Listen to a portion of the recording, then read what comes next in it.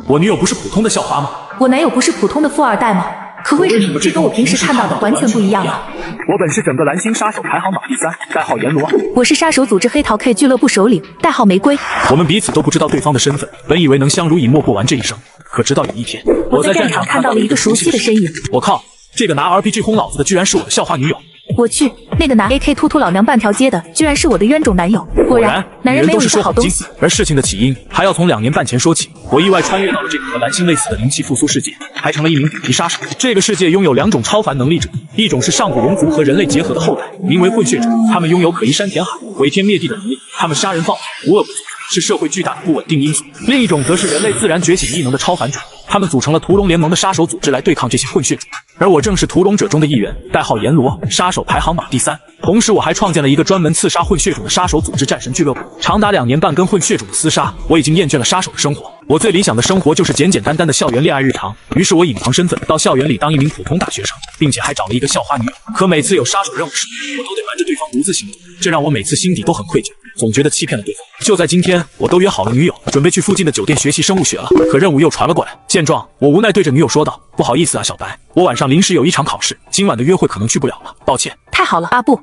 我的意思是，明天你也有考试啊？没事哈，刚好我今晚其实也有一场考试。哦，这么巧的吗？那我们不如就将约会推迟到明天，等我们考完试再去，怎么样？好呀好呀，我也正有此意。我将白芷溪送到宿舍楼下后，便回家准备开始任务。另一边，白芷溪看我走远后，并没有回宿舍楼，反而转身向另外一个方向走去。和我欺骗他一样，他刚才的那番话其实也是假的。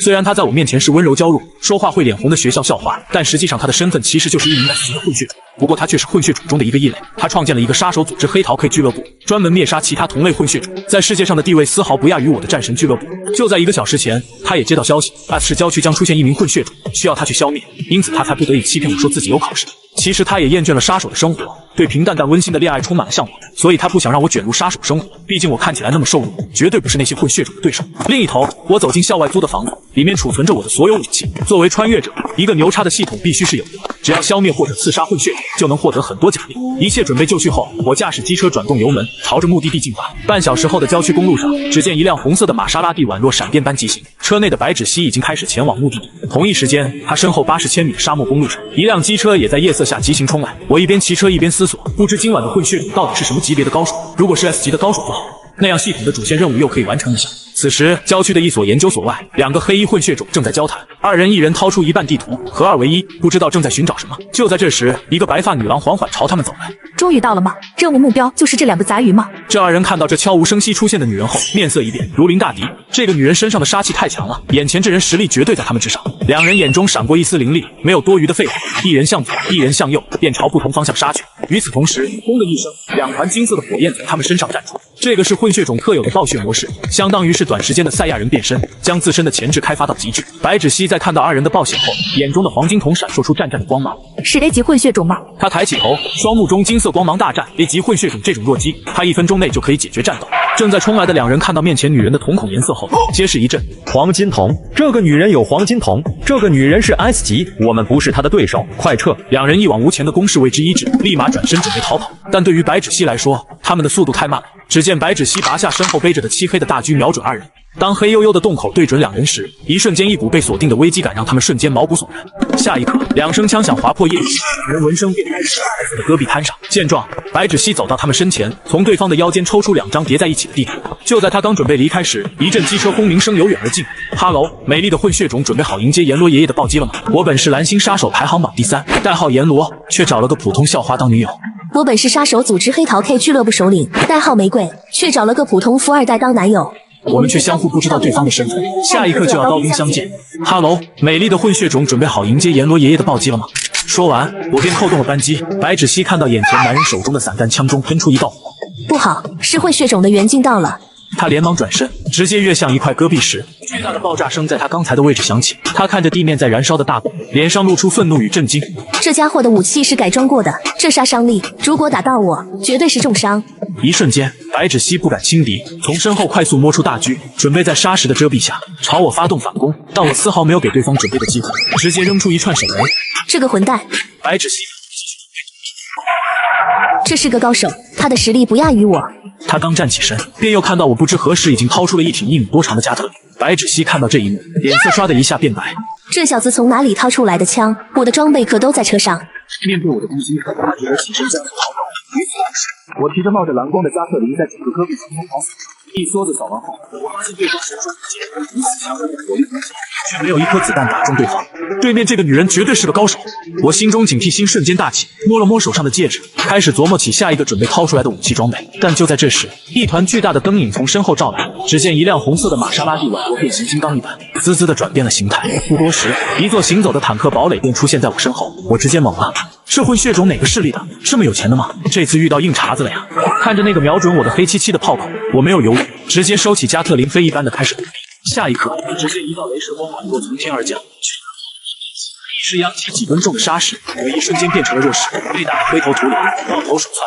如果不是我反应敏捷，可能现在已经被那镭射炮击中。最后，当那玛莎拉蒂的攻击停止时，我和白芷溪两人各自站稳了一个死角对峙。白芷溪瞳孔中迸发出金黄色光芒，很快他就看到白当岩后有一个人影，就是他了。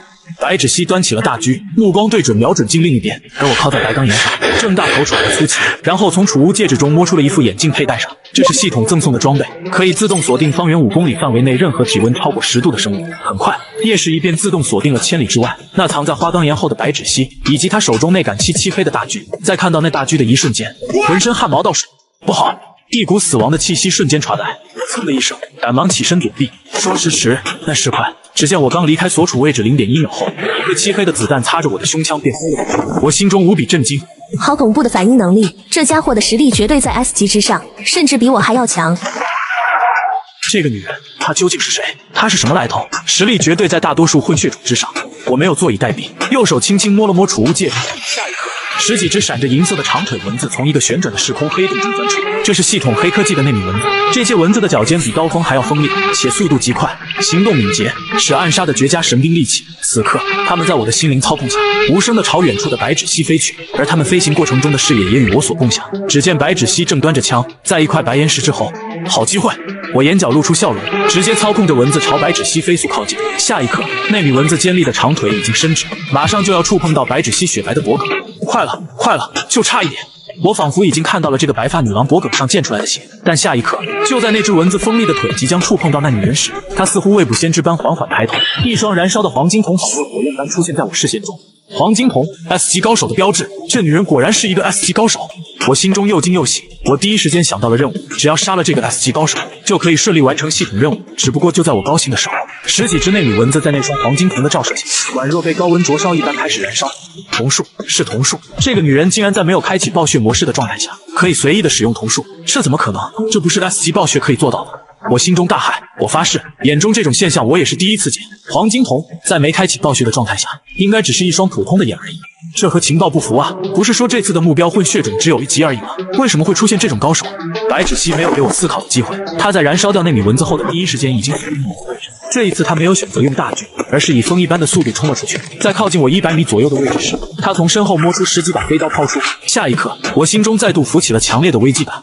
疯女人，要不要这么狠啊？我意外穿越到了这个和蓝星类似的灵气复苏世界，还成了一名普及杀手。这个世界拥有2种超凡能力者，一种是上古人族和人类结合的后种，名为混血种，他们拥有可移山填海、毁天灭地的能力，他们杀人放火，无恶不作，是社会巨大的不稳定因素。另一种则是人类自然崛起异能的超凡者，他们组成了屠龙联盟的杀手组织来对抗这些混血种，而我正是屠龙者中的一员，代号阎罗，杀手排行第3。我在闪身躲避，潜意识告诉我，这飞刀绝不会看上去那么简单。下一刻，只见飞刀发出巨大的爆炸声，在整个戈壁滩上响起。居然挂着高爆手雷，你哥这扔火影手里剑的。没等我吐槽完，轻敌了，轻敌了！我怎么都没想到这次竟然遇上了硬茬子。这个一头白发的女人，无论是战场的应变能力、攻击速度，还有战斗意识，都完全不在我之下。该不会是遇到什么组织的老大了？另一边，白芷溪没有给我继续思考的时间，很快又发动进攻。只见那辆变作炮塔的红色猛杀机我发誓，我一边一边骂道：“卧槽，火箭弹，这娘们究竟是什么组织？50万美元一发的火箭弹是这么厉害！”我连忙边摸戒指边着急的叫道：“人体装甲外表，下一副炫酷结实的机器。”与此同时，那枚 RPG 火箭弹射中目标，我原本四处为手炸开了一朵蘑菇云。看着被炸成焦土的戈壁滩，我整个人心中隐隐后悔。疯女人，这绝对是个疯女人！我诅咒你找不到男朋友！我心中暗自悔恨着，本以为随便做个任务，结果遇到了拿着 RPG 的狠人，早知道就把我的火箭炮带来。既然对方如此不留情面痛下杀手，此刻的我也不准备藏着掖着。我通过热感成像确认了那白发女人的位置，摸了摸手指上的储物戒指，就你。下一刻，密密麻麻几十只机械蜘蛛顺着地面凭空不死。这些蜘蛛炸弹由液态解放，携带着远程自动定位功能，只要被它们定为目标，随后释放出蜘蛛丝将对方捆住，然后倒计时爆炸。这种暗杀神器我一般很少使用，尤其是在面对女对手时。但此刻看着这个嚣张的白发女人，我不准备藏私了，直接密密麻麻放出了几十只机械蜘蛛。一瞬间，近百只黑色的蜘蛛宛若狂潮一般，鱼贯着冲向远处的白发女人。白纸溪燃烧的黄金瞳远远地注意到了这群家伙。他的瞳孔微微缩了缩，来自女人的第6个告诉我，这群东西虽然不至于让自己毙命，但是很难缠。如果是巅峰状态的他，可以用瞳术将这些家伙一招全灭，但现在的他却做不到。已经使用了2次黄金瞳，他状态很不稳，再打下去很可能会失控。电光火石间做出抉择后，白芷溪没有犹豫，直接掏出镭射步枪，朝那群飞扑过来的机械蜘蛛射去。一时间，无数机械蜘蛛的尸体化作一道火光，在短短10几秒内，他便射杀了近30只冲杀过来的战士，但他的动作还是太慢。远处的我在他射击的时候摸出了储物戒指的大狙，一发入口，燃烧弹破空而来，白芷溪赶忙跑，但一头绝美的白发还是和那枚燃烧弹擦肩。一瞬间，巨大的火团在空中炸开，他赶忙用瞳术控制火焰吸入，一股发焦的味道扑鼻传来。他伸手向头顶处摸去时，发现自己的一头长发已经被烧了大半。该死，这个混蛋竟然烧了我的头发！千羽说过，他最爱的就是我的一头白发，这个混蛋竟敢烧掉我的头发，他是在找死吗？一瞬间，白芷溪怒火中烧。这个突然出现的杀手拿着加特林扫射他时，他没这么愤怒；操控机械蚊子攻击他时，他没这么愤怒；召唤出一堆机械蜘蛛攻击他时，他也没有这么愤怒。但此刻一枚燃烧弹将他的满头白发全部烧毁时，白芷溪暴怒。混蛋，你在找死！白芷溪燃烧的黄金头宛若罗盘一般的旋转起来，下一刻，他面前的整个空间都仿佛变得扭曲。远处将大狙放下的我，也在第一时间发现了这怪异的一幕。我去，这又是什么招数？血轮眼还是神威？下一刻，一股强烈的危机感传来。我甚至没有思考的时间，直接向后撤去。原本所在的位置空间像是一张被揉皱的纸一般迅速扭曲，随后砰的一声直接炸碎。如果我晚了一步的话，下半身可能会直接被扯成无数条碎片。我当下一阵凉意，卧槽，这个女人好狠心！虽说我闪避的及时，但还是把女友送的项链给我。这可是小白第一次送的礼物，我顿时生出杀意。这个女人，今天不是她死就是我。不负当时了一处位置，重新佩戴好夜视仪时，整片白沙戈壁滩上却恢复了宁静。我看着空无一人的戈壁滩，一脸懵逼。什么意思？那个女人逃跑了？刚才还你死我活，这才一眨眼的功夫，没人了。这时我的眼睛上传来提示声，是那辆红色的玛莎拉蒂正在以时速200迈的速度飞速行驶，距离我已经有7、8千米的距离了。我愣住了。这个女人逃走了，明明我是处于劣势的那一方，怎么她先逃走了？不过这个女人怎么这么熟悉，总感觉在哪里见过，就是一时想不起来。不管了，先回去了，没有什么事比明天跟女友约会重要。远处疾驰的玛莎拉蒂车上，这辆车目前是无人驾驶模式，而车的主人白芷溪则虚弱地躺在后座上，他面色发白，整个人看上去极度虚弱，短时间频繁使用高级瞳术，导致浑身热血沸腾。他一边给自己疗伤，一边回忆之前战斗的场景。那个男人总感觉在哪里见过，就是一时半会想不起来。很快，他又想到另一件事，明天就要跟男友约会，自己现在这个样子，明天可怎么办？这个女人怎么这么熟悉？那个男人总感觉在哪里见过，就是一时半会想不起来了。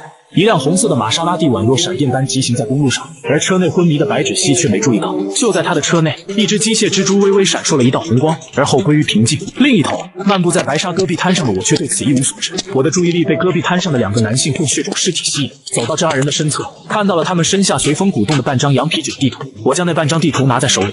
这就是研究所的地图了吗？怎么最关键的一处却没了？看来只有将2半地图合在一起，最终的标记位置才会显现。我又低头看了眼躺在地上的2个混血种，瞬间绷不住了。难道说那个女人是屠龙者？有意思，太有意思了！这个女人的意图究竟是什么？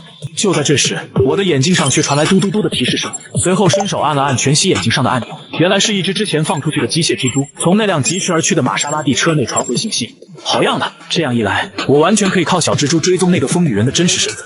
忽然，远处闪烁着警笛声的车队风鸣着朝这边驶来，我直接召唤出机场，便消失在了和警笛声相反的方向中。就在我离开白沙戈壁滩几十秒后，那2具早已冰冷的尸体眼眶却缓缓地睁开，而后他们像2具行尸走肉一般，身子僵硬地坐了起来，瞳孔中闪烁出了一段绿色的代码。同一时间，远在千里之外一处荒山中的巨大山洞中，一个穿着白色实验服的老头看到了电脑屏幕中白芷溪的黄金瞳后，整个人顿时情绪激动起来。黄金瞳，我终于找到他了，我就知道这个计划一定可以引出他，这次你绝对逃不出我的手掌心，哈哈哈哈哈！他激动地在键盘上飞速敲打起来，而随着他的敲打，电脑上很快出现了2个绿色的小点，向2个不同的方向飞速移动着。而看到这一幕后，老头脸上流露出一丝诧异。地图竟然不在一起，难道除了那个女人，还有人拿走了另外一半地图吗？老头直接懵了，随后他重新点开那段最初的视频，只见屏幕上一个开着机车的男人和那黄金瞳女人战斗在了一起，战斗持续了足足5分钟，双方甚至用上了火箭弹，但是最后白发女人还是落荒而逃了，且滑落了其中一张羊皮卷。很快，那男人走到了羊皮卷旁，将那半卷羊皮卷揣在了兜里，骑着机车走了。这个家伙是谁？这次的计划我只透露给了这个女人才对。老头有些懵，按照他的规划，他派出的2名混血种会成功引出那黄金瞳女子，让她带走羊皮卷。只要女人将2个羊皮卷合在一起，地图上便会出现他提前布置好的地点，而那是他设计的一处陷阱。只要这女人去了那里，他有100%的把握将她擒住。但这个突然出现的男人拿走了一半的地图，让他的计划完全泡汤了。老头狠狠地砸在了木桌上。该死，这个混蛋是哪里蹦出来的？他是怎么知道我发布的消息的？幸好我在羊皮卷里安装了定位器。臭小子，我一定要找到你，让你知道捣乱别人计划的后果。就在这时，屏幕上属于我的那个绿色小点突然消失了，老头的眼睛猛地睁大。这小子怎么做到的？难道他发现了我在羊皮卷上的定位器？不，这世界不可能有可以屏蔽我装置的发明。而同一时间，白沙戈壁滩上，数辆警车停在了那2具混血种尸体面前。几公里外的沙滩公路上，驾驶机车的我将拆掉追踪装置的羊皮卷地图又塞回了怀中。刚才应该仔细查看一番那2具混血种尸体的，说不定能从他们身上看出什么线索。就在此时，砰的一声巨响发来，巨大的爆炸声在远处平地上卷起。那停靠在白沙戈壁滩上的数十辆警车咚咚咚的接了怒发，整个戈壁滩在转瞬之间燃烧为一片火海，警车全部炸了。卧槽！那2具尸体里有自爆装置，我刚才竟然忘记扫描那2具尸体。那个女人给我带来的阴影真不小啊！远处山洞中，老头看着电脑屏幕上燃烧的10多辆警车，眼神中闪烁着炽热兴奋的光芒，甚至他皮肤下的血管因此而变得沸腾起来。透过他干瘪的皮肤，也可以明显看到一条条金黄色的龙脉纹路正在隐隐闪烁，是龙脉。这个老头也是一个龙脉混血种。而另一头，玛莎拉蒂车内昏迷许久的白芷溪终于悠悠醒了过来。玛莎拉蒂已经将他带回了黑桃 K 俱乐部的秘密基地。他刚刚以为自己这次死定了，毕竟在刚才那个瞬间，他明确地感应到自己的意识完全被吞噬，甚至失去了对身体的掌控。幸好提前在车内准备了镇定剂，否则这次必死无疑。他缓缓地坐了起来，而后几个美女将虚弱的白芷溪扶了出来。玫瑰姐姐，是谁把你伤成这样的？怎么回事？发生了什么？情报明明说对方只有 A 级混血种而已啊！几个女人边走边说，她们的注意力全程都在白芷溪身上，因此完全没有注意到一只机械蜘蛛悄无声息地钻入他们其中一人的外套中，跟着他们一起进入了基地。他明明2手空空，却凭空掏出一把蓝火加特林；明明没有背包，却瞬间穿戴好一副人体外骨骼机甲；明明没有行囊，却变出一堆银腿纹彩的炸弹蜘蛛。白芷溪还在分析我的时候，我却和一群老六死死地盯着大屏上的画面，一瞬间把我们都看呆了。只见机械蜘蛛的视野中，一片白花花的大长腿晃来晃去。看到这一幕，雷霆没忍住，一串鼻血直接喷了出来。老大，你早说看这个，我可就不困了呀！混蛋！就在我准备继续查看黑桃 K 基地内的信息时，突然，蜘蛛的视野中出现了一张美女的大脸。我和我的小伙伴们都惊呆了，而画面里那个女人看到这只蜘蛛后，很显然也被吓了一跳。紧接着，只见她的瞳孔突然旋转起来，很快就散发出一道燃烧的金色。黄金瞳，这个女人有黄金瞳，她也是混血种。我猜的没错，这个组织里的女人果然都是混血种。突然间，机械蜘蛛的视野在黄金瞳的注视下开始变得模糊，最后砰的一声，屏幕直接被烧毁了。一时间，基地内众人的心脏剧烈地跳动着。那个女人居然在没有爆血的状态下就可以施展瞳术。雷霆一脸震惊，而我则第一时间看清了信号发出的位置。有意思，这次我一定要好好查清楚你的具体位置。与此同时，100里之外 S 城森林公园某处的地下深处，野花收回了燃烧的黄金瞳，看着地上冒烟的机械蜘蛛，他神色变得郑重起来。这家伙是跟踪玫瑰姐回来的吗？随后，他将那只烧毁的机械蜘蛛捡了起来，转身去见了白芷溪。当白芷溪看到蜘蛛时，脸色瞬间变得愤怒。该死，这些讨厌的东西竟然跟着回来了。他抬起头，郑重地说道：诸位，我们的基地位置已经暴露了，必须马上撤离。听到白芷溪的话，美女们都震惊了。玫瑰姐，应该不至于吧？一只蜘蛛而已，我们可是在地下20米，这里任何信号都急进不来的。不，你们不了解那个男人有多可怕。最重要的是，今晚的这个任务是私密的，只有我们知道。他是怎么知道的？听到白芷溪的话，众美女一时都慌了神。玫瑰姐，那我们赶紧撤退吧。就在众人准备撤离时，他神色一滞，随后摸了摸自己空空如也的内斗，惊呼道：“我带回来的羊皮卷地图呢？刚才需要脱衣才能疗伤，所以那张羊皮卷我给你收起来了。这为什么只有半卷？我们在你身上只找到半卷，坏了，一定是刚才战斗的时候掉落了，现在很可能已经被那个混蛋带走了。”白芷溪陷入了深思，他知道想要拿回另外半张羊皮卷，绝对不是容易的事。玫瑰姐，其实你不用那么难过的，因为这张羊皮卷很可能只是伪造的。原本正内心焦躁的白芷溪一时愣住了。玫瑰姐，你忘了我的黄金瞳术能力是明察秋毫，可以发现任何隐藏的隐患，所以我一看到羊皮卷地图，就清晰地察觉到了他家层里的跟踪器，并第一时间将它拆除了。白芷溪看着野花手中的追踪器，竟然有些庆幸丢了另外半张羊皮卷，甚至很快想到一种可能，这个羊皮卷地图很可能是一个阴谋，地图上所谓的标记也很可能是一个陷阱。想到这一点后，白芷溪整个人瞬间醍醐灌顶。如果真的如此的话，那岂不是说那个男人反而阴差阳错救了我一命？算了，不想那么多，总之不要再让我看到他，否则一定要他好看。现在我们必须转移，立刻撤离这里。5分钟后，整个黑桃 K 俱乐部的人全部撤离。就在他们离开10分钟后，10几个人影以飞一般的速度抵达了森林公园基地。他们脸上没有一点血色，呼吸全无，肢体僵硬，宛若一个个粽子。而且他们的眼眶虽然睁着，但其间闪烁的不是瞳孔，而是一段段绿色的信号。此刻，他们站在基地的入口处，脑袋僵硬地转了转。随后，为首的一人用冷冰冰的机械声对着耳麦说道：“尤里博士，黑13位已经抵达羊皮卷信号消失点，直接炸开入口。”下一刻，10几个黑影分散开，无数的电流从他们的袖口间流出。10几秒后，白芷溪就这样被这几人轻飘飘地爆开了。开始行动，目标白发女人，务必生情。13影卫嗖地便跃入那基地入口。当影卫势如破竹地攻入整个黑桃 K 俱乐部基地，却发现整个基地空无一人，留给他们的只有一个空壳子。隔着屏幕看到这一幕的秃头老者，愤怒的一拳砸在桌子上。该死，那个女人去哪了？她不该这么快反应过来的，她怎么可能提前预判我的行动？找，这基地一定有暗道，快找！漫长的几分钟过去后，一个拥有透视黄金瞳能力的混血种发现了一道暗门，在其他人造人的帮助下，他们用磁暴射线将这道暗门炸开后，他们便看到了一条蜿蜒的隧道，正是白芷溪等人逃走的那条。影卫随即蜂拥冲入隧道，但他们没有如秃头老者期待的那样走了很远，而是仅在行进了50米左右的距离后，便在砰一声巨大的爆炸声下，被集体埋在了这条隧道下。100里之外的山洞内，秃头老者面前的显示器突然间失去信号，影卫的视野瞬间消失。尤里博士愤怒的一拳砸着桌面，气愤的大骂着：“混蛋，女人，不要让我找到你，否则我一定要你好看。我本是蓝星杀手排行榜第3，代号阎罗，却找了个普通校花当女友。我本是杀手组织黑桃 K 俱乐部首领，代号玫瑰，却找了个普通富二代当男友。我们却相互不知道对方的身份。上一秒还在打生打死的我们，下一秒却开始了甜甜的约会。黑桃 K 俱乐部的这些女孩子看到12影卫潜入基地，最后被埋在暗道内的全过程后，瞬间感觉后背发凉。白芷溪也再度叮嘱了众人一遍，没事千万不要随便出门。而她自己却梳妆打扮好，准备出门去了，这让众女直接懵了。玫瑰姐，你是要出去吗？对啊，明天是520，我和男朋友有约会，今晚要赶回学校。不是说没事，千万不要随便出门吗？结果老大你要自己出去谈恋爱啊！如此生死存亡的关头，是撒狗粮的时候吗？老大，你不要这么明显的重色轻友啊！你走了，剩下一群倔强青铜，我带不动啊！好了，不要再说了，你们这群单身狗是不懂恋爱的快乐的。明晚我会准时回来的。白芷溪留下最后一句话，然后砰一声关上门，头也不回的便直接消失了，留下众美女彼此面面相觑。另一头，战神俱乐部内众人看到视频里的爆炸现场画面，顿时不寒而栗。老大，不知道你记不记得20年前曾经有一个专门研究人造人的国外组织。研究人造人吗？你仔细说说。是一个名叫尤里的混血种博士，他能改造这些死去的混血种，将他们重新复活，作为战士再度送上战场。就算是能量耗尽倒下了，他们体内也安置有自保装置。你的意思是说，引发爆炸的很可能是尤里博士操控的人造人？老大果然聪明。丁，恭喜宿主触发隐藏任务，追捕尤里博士。任务奖励1，尤里博士的所有科研成果。任务奖励2，尤里博士的龙血传承。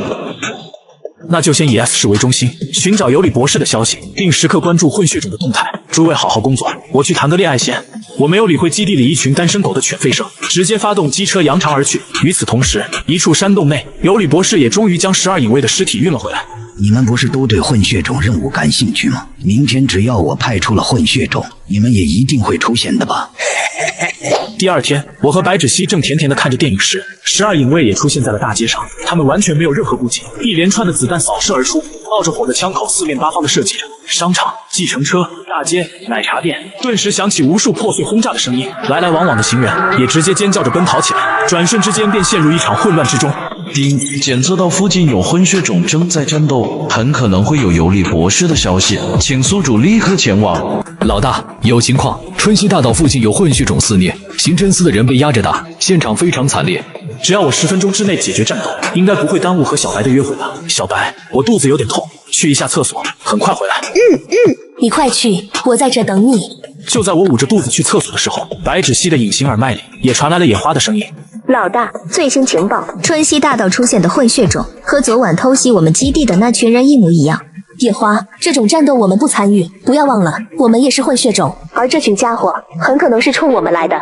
S 市的春熙大道上，一连串的枪声在整个闹市区连绵不绝，数十支步枪对着那站在大街中央的混血种们疯狂吐着火舌。让人绝望的是，那群穿着风衣的混血种们就宛若有铜皮铁骨一般，子弹对他们的肉身造不成任何伤害。其中一名混血种抬手便吐出一团闪电雷球，那雷球宛若一颗巨型炮弹，直接呼啸着冲了出去，最后直接落在了一辆警车上，轰然爆炸。12影卫中为首的那人仿若会悟空术一般，身体缓缓漂浮起来，那双黄金瞳的瞳孔诡异地旋转起来。在一道震天撼地的雷声中，天边浮现出一只身长几十米的巨龙，那巨龙仿若图腾一般盘旋在那混血种男人身后。只见那男人当空一指，那条云巨龙便宛若收到命令般轰然朝地面冲去。而就在这时，半空之中一个黑洞扭曲旋转出现，一个穿着人体外骨骼机甲的男人仿若天神一般从黑洞中出现。搞那么帅，我还以为你会神罗天征呢，尝尝我这招飞雷神。我打死也想不到，为首的那人不仅飞了起来，还召唤出一条巨龙，整个大道上的橱窗、商店、门铺、车辆、路灯，全部都在这条巨龙的冲刷下，咔咔咔咔的破碎裂开。就在巨龙要将整个春熙大道都被夷为平地时，穿着机甲的我动了，飞雷神。直接甩出一张空间传送卷，一道璀璨的光芒迸发而出，然后生出一股巨大的吸力，直接将那条身长几十米的巨龙全部吞噬而下。而此时，距离此地百里外的山洞中，原本悠闲的尤里博士也终于在这一刻重新变得振奋起来。鱼儿上钩了！尤里博士飞速地敲击着键盘，12影卫的眼中纷纷发出一道道绿色的光芒，上下前后扫描着我全身的装备。山洞里的尤里博士还在敲击着键盘，对我的装备进行分析。不管你是谁，让我看看你这身装备究竟是什么来头。很快，当他看到屏幕上分析得出的一阵乱码后，他整个人都愣住了。这怎么可能？这个小子的装备竟然不属于东京世界武器库里的任何一项。丁，请宿主俘虏一只人造人，以便追踪到尤里博士的位置。人造人吗？不知道和真正的混血种相比，实力如何？8分钟12个 A 级以上混血种，看来得认真对待了。随后，机甲两侧悬浮而起良品加特林，对准那地面上的人造人，毫不讲理地扫射而出。整个水泥路地面瞬间卷起一阵阵沙尘烟雾，混血种们的身躯被子弹击得寸寸后退。混蛋！我的12影卫不应该会被这种攻击伤害才对。他的武器，我一定要搞到手。尤里博士一边怒骂，一边快速地敲击着键盘。12影卫就像瞬间启动了攻击模式，在全强行踏入 S 级领域，12影卫瞬间朝地面重重一踏，全部飞到半空中，将我包围起来。进攻同属八卦阵法，是合体技，这些家伙竟然会合体技！我看着处于八卦阵图四周的人造人，表情变得沉郁。于是我全力催动人体外骨骼机甲，使出100倍音速想冲出这个结界，但浑身像陷于沼泽泥潭中一般，怎么都冲不出去。既然冲不出去，那就只能用空间传送卷轴了。我随手甩出空间传送卷轴，谁知被系统告知不可传送 S 级以上技能。而此刻的八卦阵法图已经扩大了数百倍，将整个春熙大道完全笼罩其中。怎么办？一旦这阵法落到地面，整个春熙大道都将化为烟尘。我要逃吗？只见八卦阵法图宛若一座坠落的碾盘，从空中徐徐落下。几幢楼层较高的大厦在触碰到阵法的一瞬间被碾为粉末。我感受到头顶的压力越来越大，神色越发阴沉。我低头望着地面上惊慌失措的群众，眉头紧缩。该死！看来只能硬刚这 S 级别的阵法了。我操控机甲直接冲向阵法图，随着一道白光闪过，随之而来的就是震天动地的爆炸声。爆炸过后，半空中的那个人影已经被炸得不成人形了，无力地从空中跌落下去。就在那具尸体快要落地时，我连忙把他接住并收进了系统空间里，心里同时一阵肉疼。这复制卡可是用一张少一张啊！就在我触发阵法的同时，使用了一张龙血之术复制卡，直接和其中一个人造人交换了位置。而看到这一幕的尤里博士愤怒地砸向了桌子。混蛋！混蛋！混蛋！竟然是 S 级的龙血之术，乾坤挪移，他究竟是怎么做到的？难道他也是混血种？还不错，不仅保护了整个春熙大道的平民，而且缴获了人造人尸体一具，算是没有浪费这张复制卡的技能了。检测到你缴获的人造人尸体已完全破碎，请重新搜获合适的人造人尸体。温馨提示，请宿主尽量不要毁坏人造人的尸体构造。我去，搞什么飞机啊？于是我凝神观望了一下系统空间中那残破到只剩下几根骨头的尸体后，很快也欣然接受了这个事实，不就是在缴获一副吗？简单。而与此同时，正在影院里欣赏电影的白芷溪耳麦上又传来了一阵滴滴滴的提示。野花，我不是说过暂时不理会这些混血种了吗？玫瑰姐，有新的情况，春熙大道上出现了屠龙者和混血种战斗在了一起，这不是很正常吗？有什么大惊小怪的？不是的，这个屠龙者他好像是昨晚和你战斗的那个男人啊。什么？这男人的名字你肯定也是听过的，杀手阎罗。据屠龙者论坛的数据分析，他拥有 S 级别的实力，巅峰战力可以达到双 S 级。当白芷溪得知我在战斗时使用了龙血之术后，更加坐不住了。难道他也是混血种？那他很可能也在寻找控制龙血暴走的方法。不行，我一定要去会这家伙。我随手一挥，无数内米蚊子和机械蜘蛛朝着影卫笼罩而去。吸气的烟雾散去后，11位混血种竟然联手撑着一个巨大金钟罩，顶在头顶，有着护体神罩的保护。这些家伙尽管遭遇了巨大的爆炸，一个个却毫发未损。卧槽，竟然是合体技金钟罩！这群混蛋哪里学来的这么多合体技，简直无耻！接着我尝试这几个家伙和乌龟一样，一直任由我攻击，这让我郁闷无比。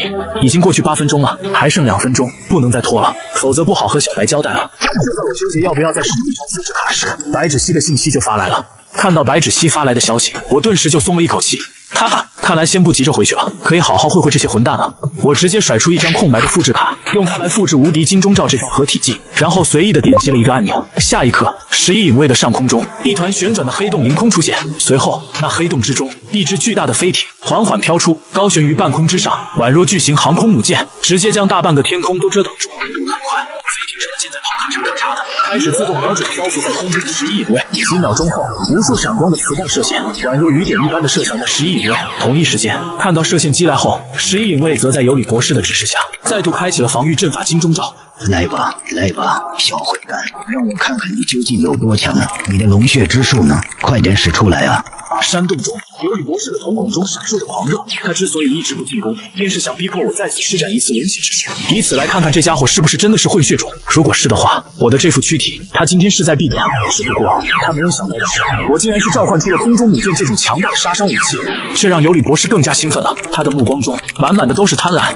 我的都是我的，阎罗是吧？你的命我要定了。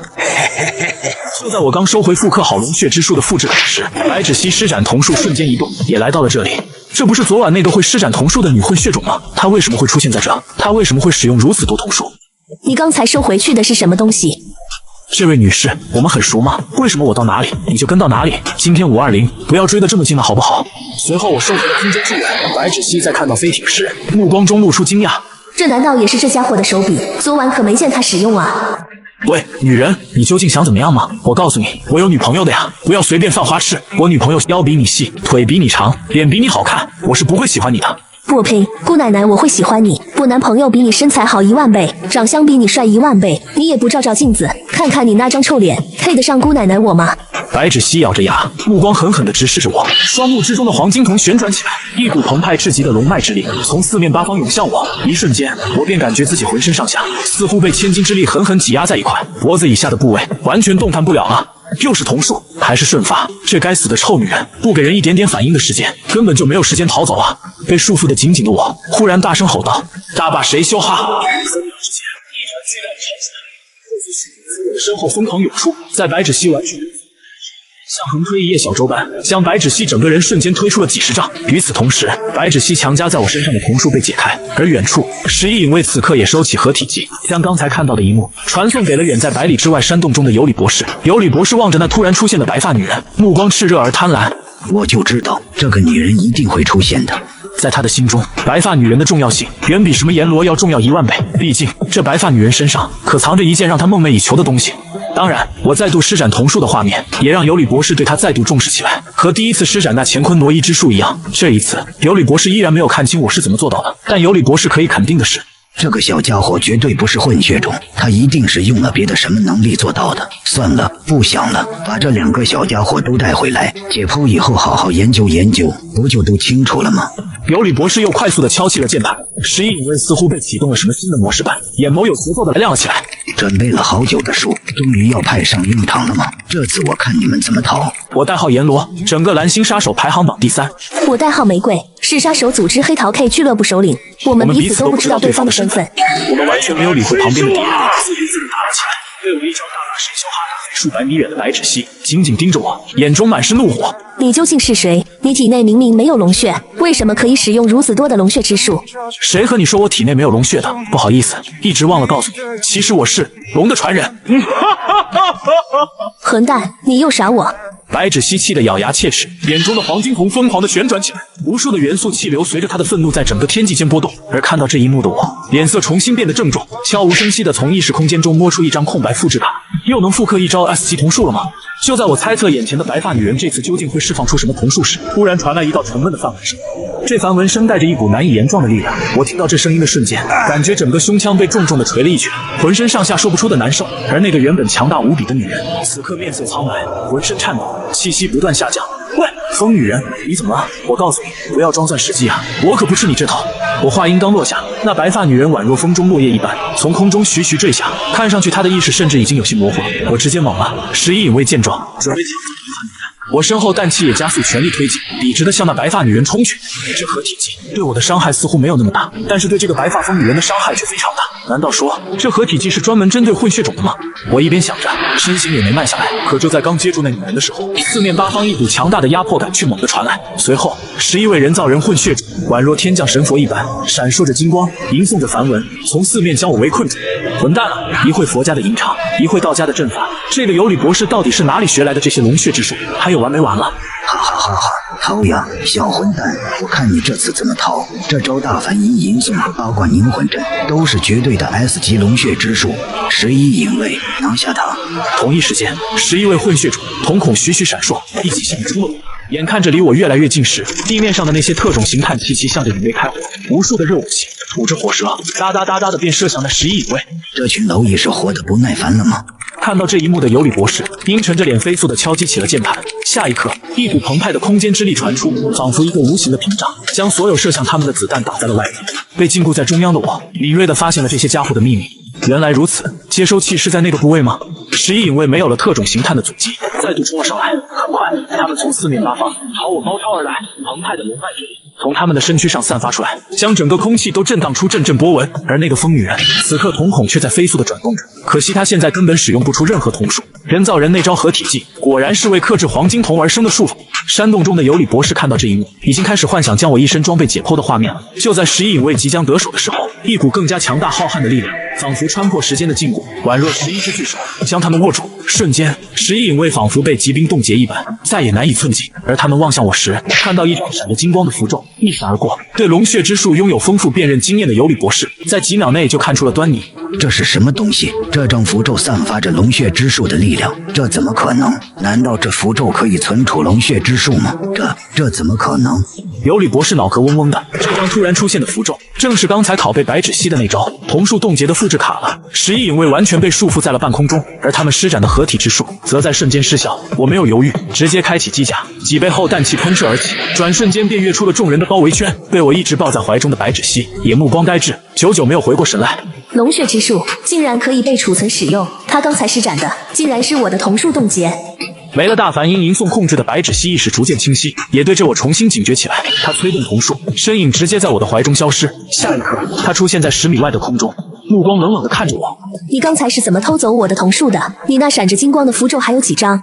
疯女人，语气需要这么陌生吗？我刚才救了你的命哎，要不我们先把那11个家伙解决掉好不好？而那11影卫也已经脱离了冻结的禁锢，其中一个冷冷地看着我们说道：臭小子，告诉我，你究竟是怎么做到的？你究竟是谁？我是谁？我是嫩蝶。小崽子们，准备好迎接爸爸的关爱吧。我本是蓝星杀手排行榜第3，代号阎罗，却找了个普通校花当女友。我本是杀手组织黑桃 K 俱乐部首领，代号玫瑰，却找了个普通富二代当男友。我们却相互不知道对方的身份。疯女人，不想死就快和我一起撤。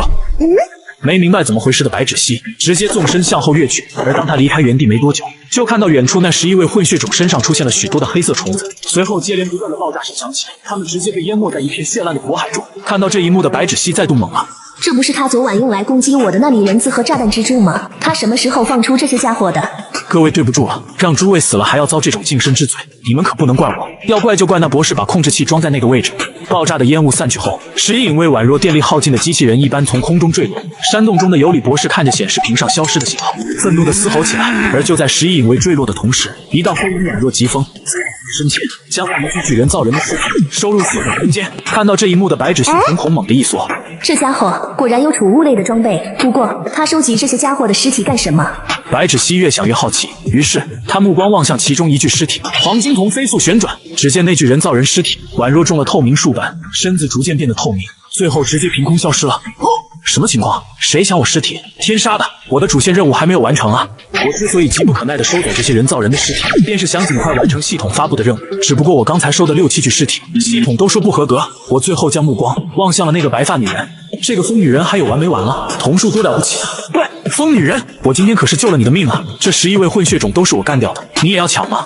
你的确挺厉害的，救我的事，谢谢你。下一刻，他整个人便直接原地消失了，徒留我愣在原地。而此时，山洞中的尤里博士还在暗自神伤时，显示屏上一个绿色的信号灯在熄灭了许久后突然亮了起来。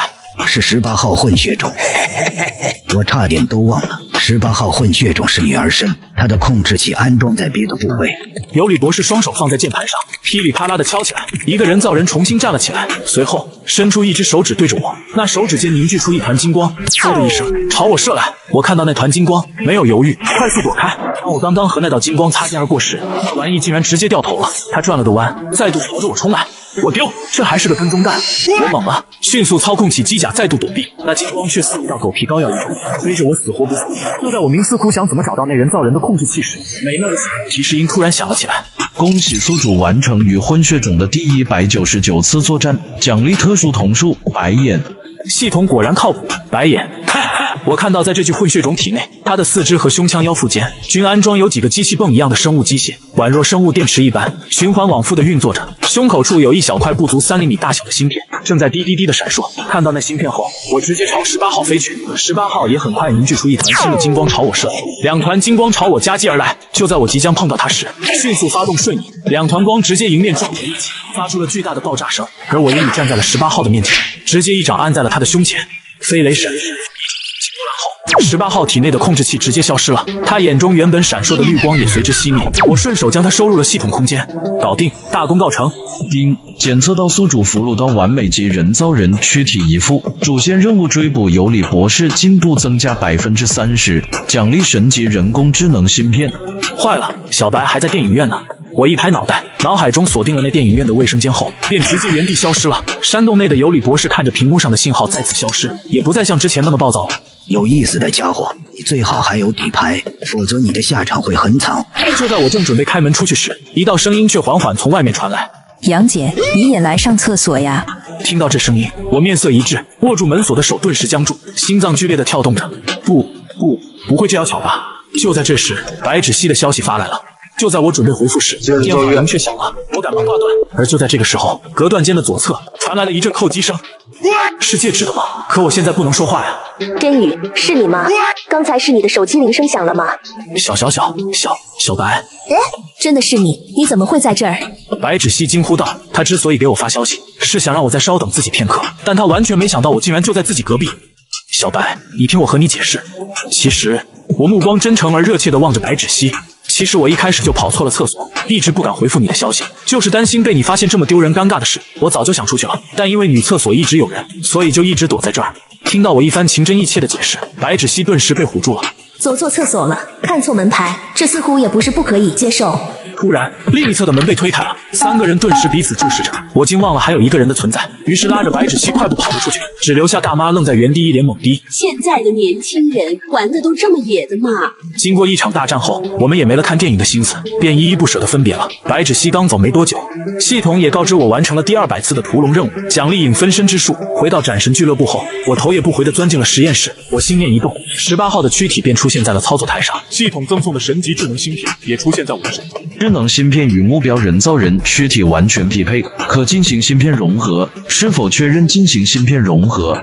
确定，开始融合。只见那块漂浮在空中的智能芯片嗖嗖嗖的旋转飞起，徐徐飘到了18号的额间正上方。同时18号的躯体缓缓升起，亮起一道道白色的光芒。我代号阎罗，蓝星杀手榜排行第3。我代号玫瑰，是杀手组织黑桃 K 首领。我们明明上一秒还在热恋，下一秒却在打生打死，因为我们彼此都不知道对方的身份。丁，芯片融合成功，是否重启18号？确认重启，让我看看那个尤里博士究竟在谋划什么。随着系统重启18号人造人，下一秒，这具女性人造人就出现了变化，机械的身躯散发着红光，苏醒后一双眼瞳紧紧地盯着我，有迷茫、慌张、惊恐。你是什么人？我这是在哪里？看来是神级智能芯片的植入，让这个女性人造人拥有了自我意识。你还记得你叫什么名字吗？我是指被改造之前的名字，而不是冷冰冰的代号。我什么都不记得，连自己是谁都不知道，脑子里只有被尤里博士操控后的数据。看来尤里博士在将你们改造后，还针对你们的记忆进行了洗脑，将你们彻彻底底变成了武器。你难道不恨他吗？没有。将和尤里博士有关的数据交给我。好。下一秒，18号将数据输入一台电脑中。尤里博士在数据里埋下不少陷阱，防止别人破解。一旦误触那些数据陷阱，存储器就会自毁。我已经将所有数据都传输入这台电脑中了。雷霆，进来。老大。